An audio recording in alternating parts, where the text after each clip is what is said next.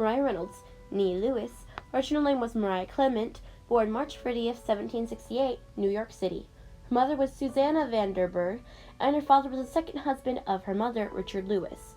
Mariah had one half-brother, Colonel Louis Dubois, and 5 full siblings. 2 of them were believed to live to adulthood. Her family was not well off. Her father was a merchant and a laborer who couldn't sign his own name. Susanna could sign her name, but not much more than that, causing Mariah to grow up literate, though highly uneducated.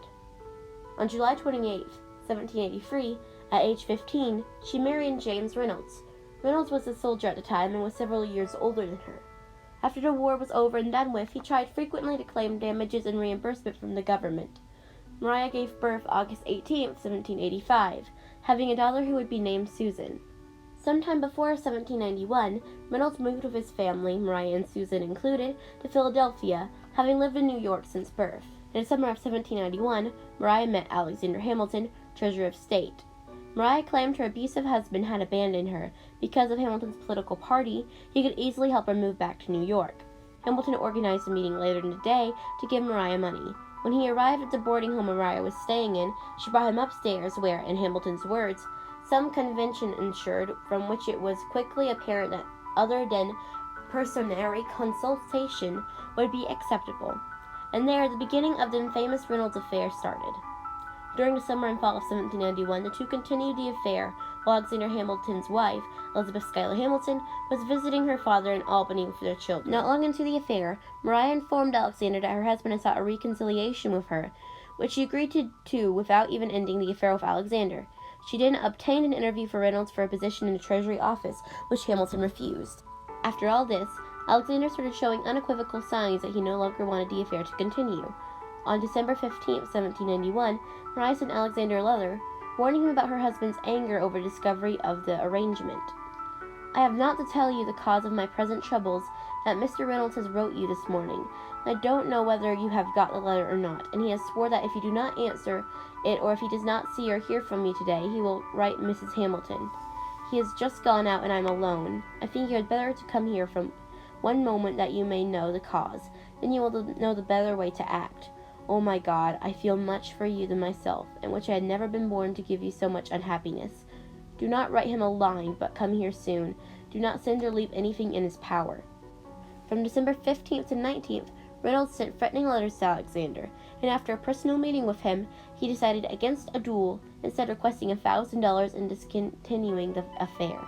However, on January 17th, 1792, Reynolds invited Hamilton to continue the meetings with his wife. Mariah, who was most likely manipulated into the scheme, began seducing Alexander in letters sent to him privately. After each exchange, Reynolds would write to Alexander, leaving the impression the men were friends, and Alexander sent $30 to $50. Hamilton's last loan was $50 to James Reynolds, and the possible end of the affair was June 1972. In November of 1792, James Reynolds had illegally purchased soldiers' pensions and back pay claims and was imprisoned for forgery with Virginian Jacob Clingman. Reynolds sent a letter to Hamilton requesting money, which Hamilton immediately refused. Clingman then informed Hamilton's Democratic Republican rivals that Reynolds had information against the Treasury Secretary. James Monroe, Frederick Muhlenberg, and Abraham Venable visited Reynolds in prison, where Reynolds hinted at some unspecific public misconduct on Hamilton's part, whose details he promised to expose after coming out of prison, only to disappear immediately after his release on December 12, 1792.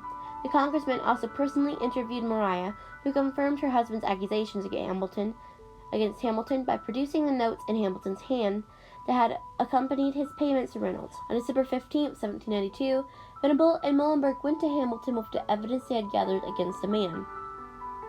Fearful of what this could do to his career, Hamilton admitted to the affair, revealing the letters from Mariah. They then began blackmailing Hamilton, sending copies of the letters to Thomas Jefferson. Clingman, on January 1, 1793, declared to Monroe that Mariah claimed that the affair had been invented as a cover in an attempt to get them to help her husband be released from prison. Mariah spontaneously told him of the story of her first acquaintance and following amour with Hamilton in words that matched his own description of their first encounter, as reported in both their first draft of Reynolds' pamphlet of July 1797 of 4 Wadsworth leather, and the printed version also dated July of 1797. and also James Reynolds' first letter to Hamilton. In 1793, Mariah got Aaron Burr's help and successfully divorced Reynolds. Before the divorce, Mariah had gone to live with Jacob Clingman, marrying him not long after. She took up residence in Alexandria, Virginia. After the pamphlet was released, Mariah was publicly scorned, and she and her second husband decided to move to Britain. Having returned to Philadelphia without Clingman some years later, she went by the name Mariah Clement. No record of her divorce from Clingman had been found. Soon, therefore, she became the housekeeper of a Dr. Matthew. In 1800, her daughter Susan was sent to boarding school with the help of Congressman William Effis, who had been called upon by Aaron Burr to help the girl.